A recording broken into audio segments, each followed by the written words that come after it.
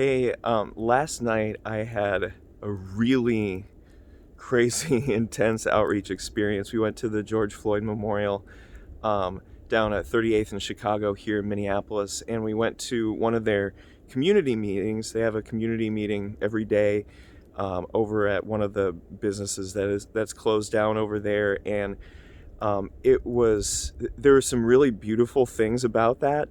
One was that there were like 40 people there who gathered and wanted to be a part of helping make that community really work well and be supported and be safe and everything. There were also people from just different races, ages, just a very big mix of people. It was really cool to see that. Um, Unfortunately, there were some really difficult things to see too. The meeting broke down almost immediately into arguing, yelling, people getting in each other's faces, accusing each other. Um, One guy wanted to take up arms against the police.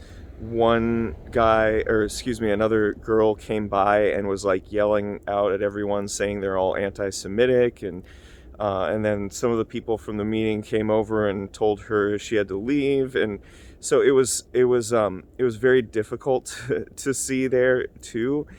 And they didn't really get a lot done, unfortunately, either. And this kind of ties in with some other experiences we've had there.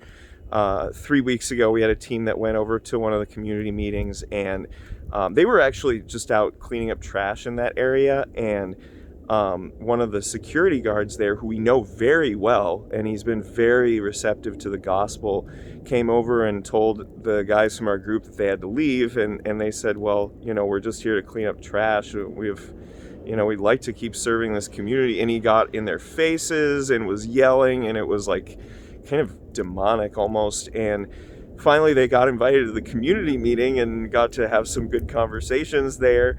But the week after, it was a lot of arguing and bickering again.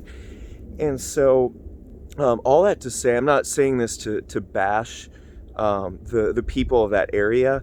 I'm saying that because I think a lot of times we can look at their situation and say, look, there's this great unity of what's happening in the community around where George Floyd was killed.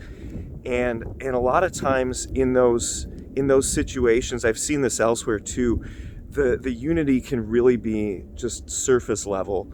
What we found really is in Christ, there is a greater sense of unity. People who are genuinely different than each other, from all sorts of different backgrounds and situations and everything, coming together and truly loving each other, and not just breaking down into arguments and yelling and all the things that we've seen the last few weeks. And so this isn't just a downer story. We saw God working through a lot of this stuff. Last night, I got to share my testimony with one of the guys there. My teammate was giving out hand warmers to a bunch of the people in that group. I got to pray for some people over there. We were talking with some of the security guards and stuff a couple weeks before. We had some good conversations as well, and there's just been a lot of really good relationships building there, as well as ministry of different kinds. So God is working through all of this. Even actually at the church last night, there was a guy, while this team was interceding for us, there was a guy that came by. He was part of another church group that was meeting, and he had a horrible week. He had horrible experiences. He was thinking about taking his own life, and one of our people got to minister to him and pray through some scriptures with him and everything. So God is working through all of this, and my request for you would be to continue to pray for the people at 38th in Chicago, because it's rough, but the Lord is not done with his work there.